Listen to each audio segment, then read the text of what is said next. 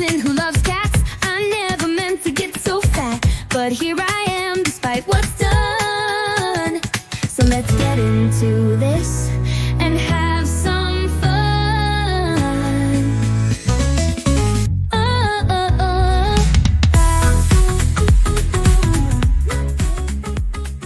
Hi everybody, this is a bit of a different video for you. In this video, I've filmed myself making some fridge magnets. How exciting, you say? Well, it's just something I enjoy doing. Fridge magnets are just one of the many things that I make. I do lots of arts and crafts stuff, and I'll show you more of it kind of over the next few weeks. But these are made using a process called sublimation, which some of you may be familiar with. So it basically involves designing the product that you want, printing out in reverse, laying it on top of the blank, and then heat pressing it.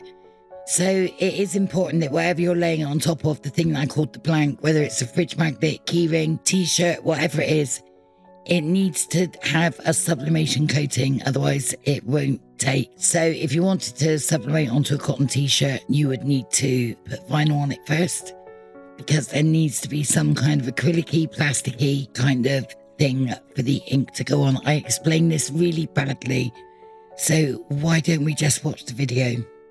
Now, in my first video that I uploaded onto this channel, I did say that I would go back to January and I would time travel. No, I didn't say I would time travel. I said I would go back to January to kind of let you know how this recent weight loss journey started. And when I was thinking about that and thinking about what I was going to say, I realised that I actually needed to go back further than that. So a brief resume for anybody who didn't watch the first video. Why not?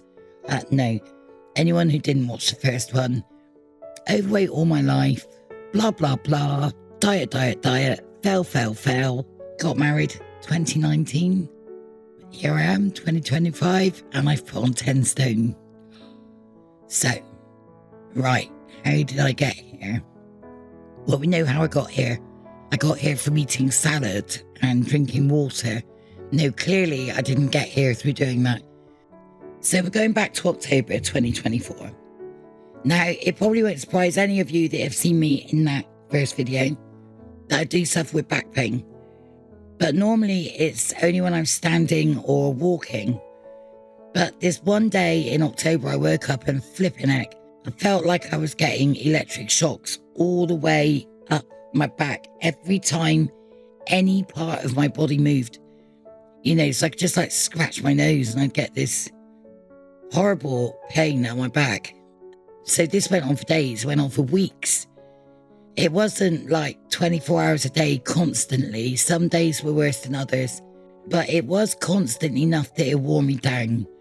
And if any of you suffer with chronic pain or, you know, anything like that, then you'll know how much it just wears you down. And I wasn't sleeping properly. I couldn't stand. I couldn't sit, walk, lie down.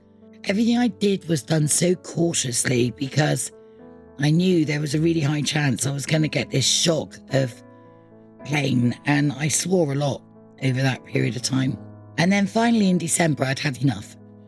And I'd already spoken to my GP on the phone, who said they couldn't offer me anything really pain-wise. There's a reason behind that, and that's yet another video. So I'm wary of a lot of medications, but I will do another video about it. But let's just say for now that because of previous addiction issues, I steer well clear of opiate or opioid-based medication and anything that's mind or mood altering. So there wasn't a lot they could offer me. I told her that I just wanted to sleep, and I was quite prepared to take something stronger on a short-term basis. She did give me a medication which is actually used as an antihistamine, but it makes you drowsy. And it did make me drowsy. It made me sleep. I didn't like the way it made me feel. It brought back too many memories, and yeah, I didn't really feel safe using it. And I don't mean safe from a, you know, medication danger point of view. I mean safe from myself.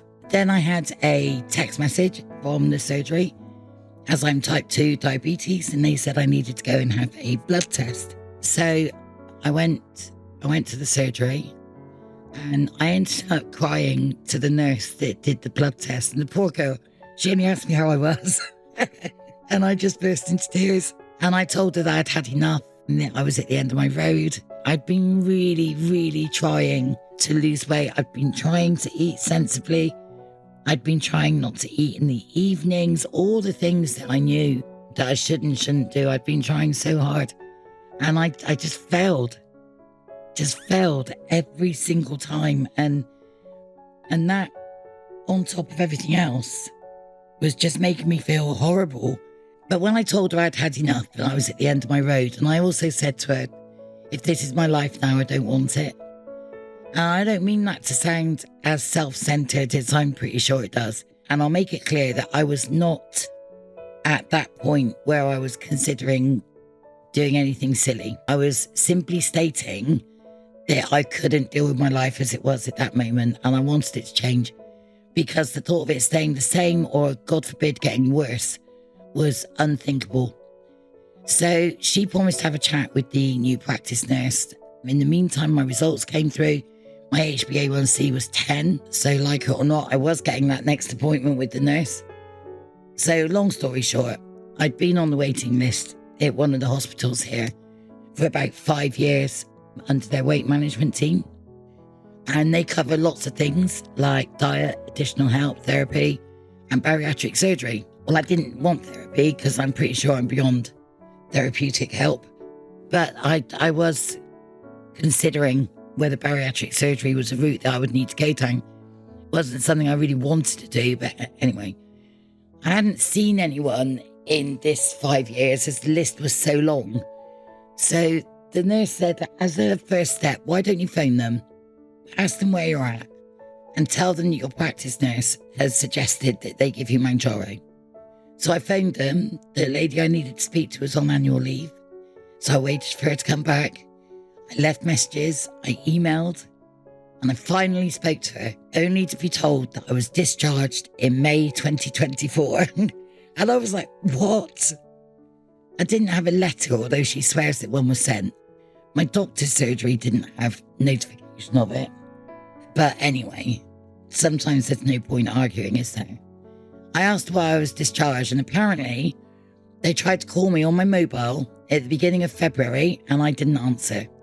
They didn't leave a voicemail, they didn't text me. Now, I'm not going to go down the pity party road here, but just to let you guys know that in the middle of January, so a couple of weeks before this phone call, my mum passed away.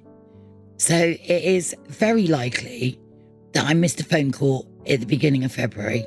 I know when I'm beaten, and I know when there's no point arguing. She told me that I would need to get re-referred by my GP and I would go back on the waiting list. And I thought, fabulous. You know, going on like this, I'll be a pensioner by the time I get to do anything. And I won't be able to afford to eat. I phoned the practice nurse again. And I know I'm laughing about it now, but at the time I was crying. And I said, I can't wait another 5 years on a waiting list. And I don't know what to do. I clearly remember how I was feeling. And I just felt like a total and utter failure. It's not the hospital's fault. I wasn't going to sit and blame them. It wasn't their fault. It's not the fault of the NHS, which is our National Health Service. It wasn't the nurse's fault. It wasn't the doctor's fault. Yeah, there was only one person who got themselves here, and that was me. It's not rocket science, is it? You just need to eat less. But I couldn't do it, and I couldn't get more than 3 days into a journey without failing and feeling like a total flipping failure loser. The nurse was just as frustrated as I was. She rang the hospital herself, and she was knocked back. So she went directly to my GP at the surgery and spoke to him. Now, he's a lovely man. He's been my GP for about 20 years or over 20 years. So he knows me really well. And he listened to what she said and what had been happening. And he said, just prescribe Mounjaro. And he said, I'll make the decision based on the blood results. And also his knowledge of my struggle with weight loss over the last 20 years. So now we move into lighter times, both figuratively and literally. I started the injection early January. So we had obviously had Christmas over this time. So you know, the surgery was obviously shut over Christmas. They don't even open for me on Christmas Day, which I think is really rude, but, you know, c'est la vie. So I started the injection early January. I don't remember the exact date. It was probably somewhere around the 7th or 8th of January. I am really ashamed to say how much I weighed, but I will tell you, I was 181 kilograms. When I did the vlog in February, I can't remember how much I was. I know I'd lost 19 pounds. So I can't remember what I was in kilos. I do have it. I've been plotting it on the graph. I know I'm really sad, aren't I? But anyway, I was 181 when I started. I said in that February vlog that I would be going back for a weigh-in in March, and I've been for that weigh-in. I went last week, and I'm now 168 kilos. So we're on the right track. We are 13 kilos down, which I believe is around 2 stone. I'm so around 28 pounds, and I am feeling loads better physically and mentally and much more positive. It's been a learning journey. Now, I'm not going to touch on the side effects of Mounjaro, particularly the ones that happen if you eat too much fat. I will leave that for you guys to Google for yourselves. But on the whole, I'm happy with the injection. The more unpleasant side effects are dying down. I'm eating much, much smaller portions, but I'm also eating a wide variety of foods. And I will talk more about that in another video.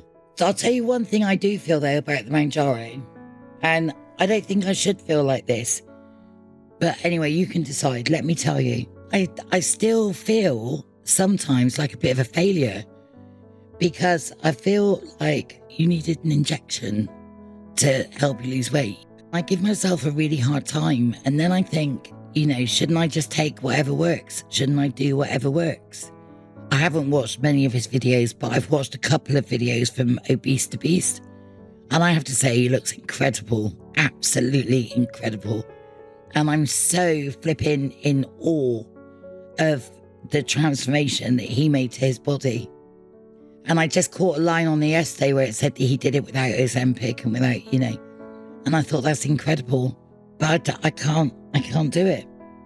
I just can't. And I feel like such a noob for saying that, because I should be able to do these things. I should be able to control the amount of food that goes in my mouth. So I do still get days where I do beat myself up a bit, and then I kind of catch myself doing it and I go, no, stop this. Yeah, because this is just another self-destruct mechanism, isn't it? So, you know, take whatever works.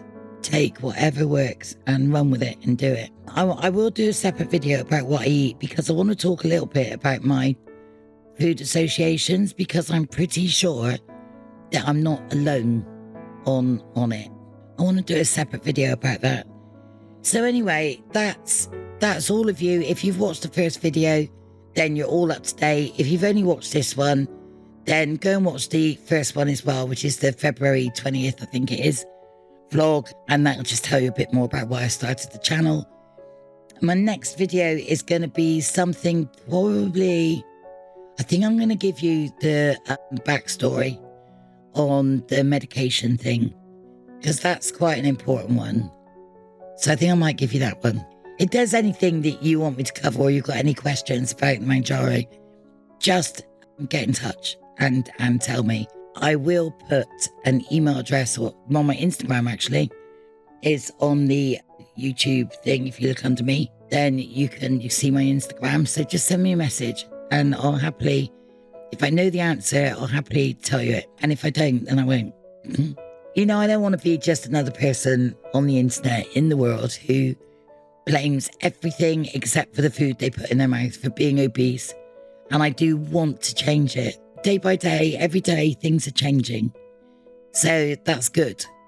That's good. My next appointment will be in about 3.5 weeks' time. So I'm going to ask the nurse if she's okay with it if I take a photo or something, you know, of the scales. I don't want to make her uncomfortable. So we'll see.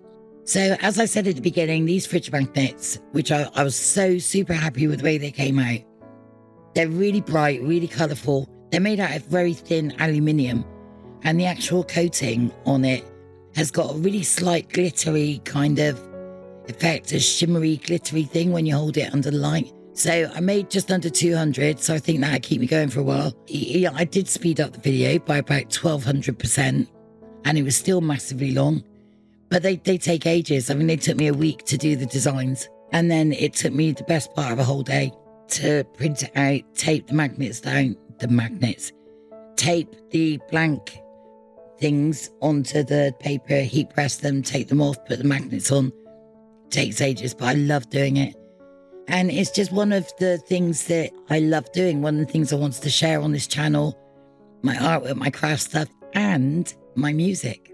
And the music on this video was written and produced by me. And did you know that I trained as a concert pianist? You see, there's still so much we can find out about each other.